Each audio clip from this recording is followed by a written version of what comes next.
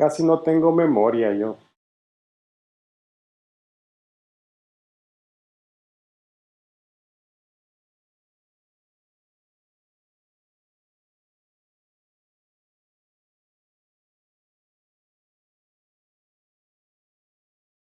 Me llevaron de Honduras cuando tenía 4 años. No tengo ningún recuerdo del viaje, no tengo ningún recuerdo de llegar a El Salvador, no tengo ningún recuerdo de salir de Honduras.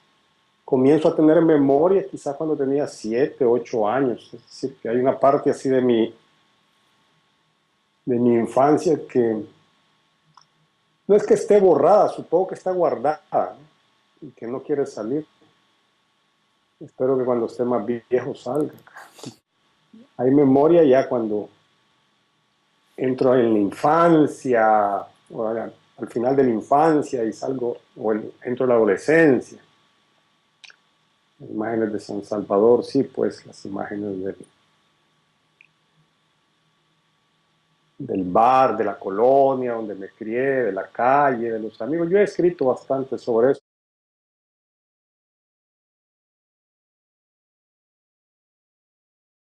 Lo, lo último que recuerdo yo, hacia atrás, pues, o lo primero que recuerdo hacia atrás de esos años de aspiraciones,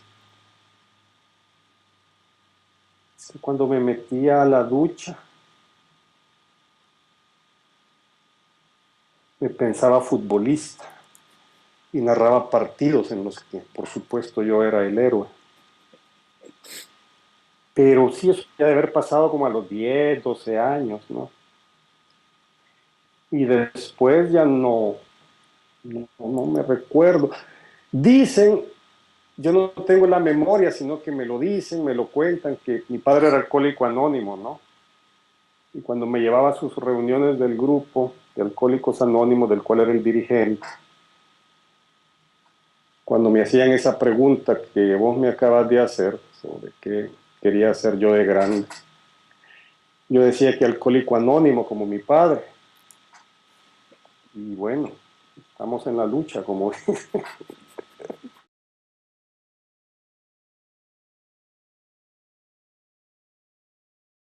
a mis 14, 15 años yo aspiré a ser músico. Me miraba como un músico de rock, como un guitarrista. Y de hecho me apliqué a ello a través de la guitarra clásica cuando era muy joven y tuve un buen maestro que era discípulo de Mangoré, don Cándido Moral. Y luego de algunos años descubrí que era sordo, es decir, que no podía componer, nada más podía tocar piezas de otro. Y es ese final de la adolescencia en que uno comienza a salir como del mismo barrio y comienza a salir como de los amigos del colegio y comienza a conocer otra gente.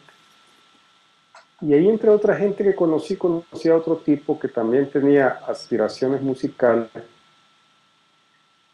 pero que sí tenía talento para componer, aunque no sabía tocar bien la guitarra.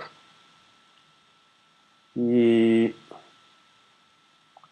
formamos un grupo entre los dos, él componía, pero yo hacía las letras. Y así como fue como me acerqué a la literatura, buscando letras de canciones.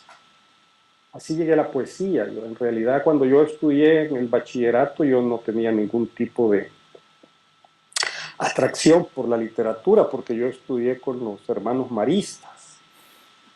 Entonces, nos daba literatura el hermano León, que era un zapuneco español así.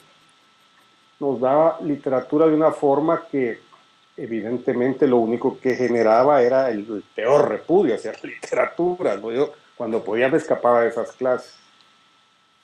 Todo esto que te cuento sucede ya en mi último año, cuando ya estoy saliendo de lo que es el high school, del bachillerato allá, ¿no?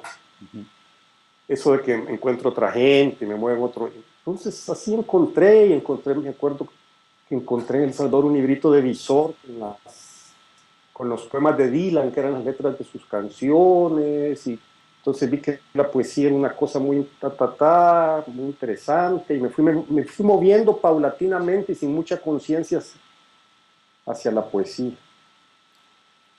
Y de ahí hubo un cambio súbito, porque cuando comprendí que era sordo y que no podía componer música, que lo único que tenía era técnica, que si lo componía era totalmente frío, porque nada más venía del conocimiento de la técnica, no del manejo de las emociones y del manejo de la conversión de las emociones en música.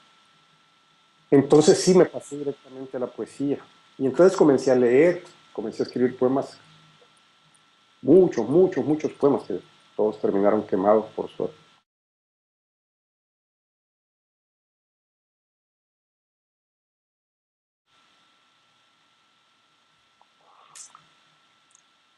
El ambiente que yo enfrentaba era que estaba un poco descarrilado, ¿no? Al dedicarme a eso, que en realidad los esfuerzos eran para que no me dedicara a eso, para que no me dedicara a eso, y cuando incluso yo no quería estudiar el bachillerato en matemáticas, sino que quería estudiar un bachillerato en música, y desde ahí se dieron cuenta que yo había venido un poco mal, pero me mandaron a pasar las vacaciones aquí a San Francisco, California, y cuando regresé ya estaba matriculada en bachillerato en matemáticas, ¿no? Que si hay algo que para mí me resulta totalmente inaccesible son las matemáticas. Por suerte me las ingenié para formar un buen grupo ahí que hiciera el trabajo, y yo nada más copiaba. Pero, pero luego al entrar a la universidad, mejor, es decir, el sueño de mi abuela materna era que, no el sueño, de hecho me matriculó que yo fuera para Salamanca a ser mi abogado. Y fuimos a la Embajada de España y todo, y me pusieron un examen.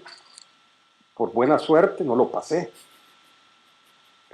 Es decir, que no lo pasé. No sé si hice un esfuerzo especial por no pasarlo, o fue el inconsciente, o era muy topado. Pero el hecho es que no lo pasé, ya no me fui ahí, y querían que me hiciera ingeniero entonces. Mi abuelo era abogado, no, pues mínimo ingeniero. Pero me fui a Costa Rica. Entonces lo mínimo que podía estudiar era antropología, según yo, si no podía estudiar música, porque ya no iba para ningún lado con eso, ¿no? En realidad esa fue como una reacción de siempre de, de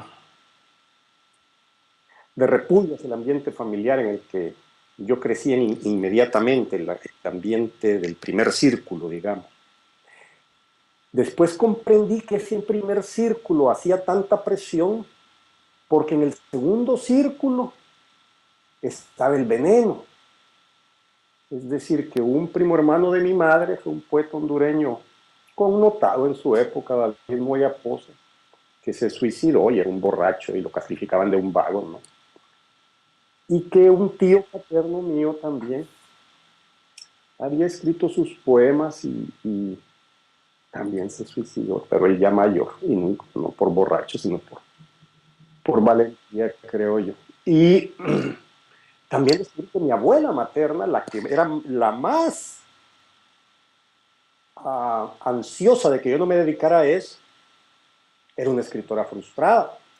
En una antología de poesía hondureña vi que estaba ella, que nunca publicaron libros, pues, que publicaron poemas en páginas literarias, y que de pronto en alguna antología donde meten Chinche y Talepate están ahí.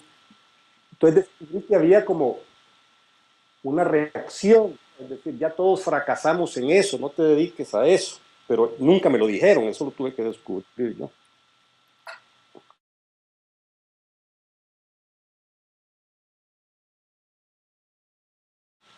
Bueno, yo era muy ingenuo, ¿no? Porque yo pensé que cuando era 17 años, yo creí que 18 años, creí que, pues que vivía en un país normal donde se publicaban libros, ¿no? Ese era como cuando yo vi los libros en la biblioteca del colegio, y luego fui a la universidad, que me quedaba muy cerca, sin que yo hubiera ingresado aún, pero fui a sacar libros de poetas. Después descubrí que no, ¿verdad? Que aquello era una cosa muy complicada, pero tuve el atrevimiento de enviar un libro de poemas a la Dirección de Publicaciones, que es como la editorial del Estado, digamos, del Ministerio de Educación en esa época, supongo. Con la absoluta certeza de que me lo iban a publicar, ¿no? Por supuesto me mandaron una carta diciéndome que no, que gracias.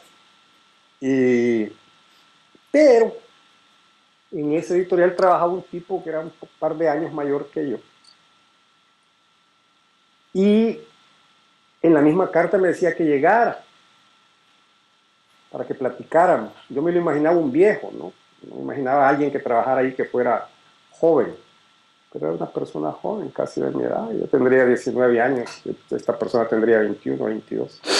Entonces, ahí comencé a abrirme a un mundo literario, porque ahí ya él estaba en el mundo literario salvadoreño.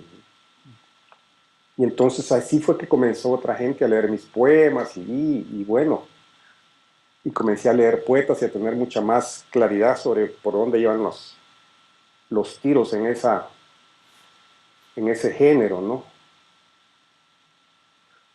Pronto comprendí, sin embargo, que tampoco era muy fuerte. En 1978, sí, 78, principios de 79, yo tenía 21 años, cuando me fui a Canadá, sí, todo, había en la casa de esas tinas de metal en las que se pone la ropa a blanquear, ¿verdad?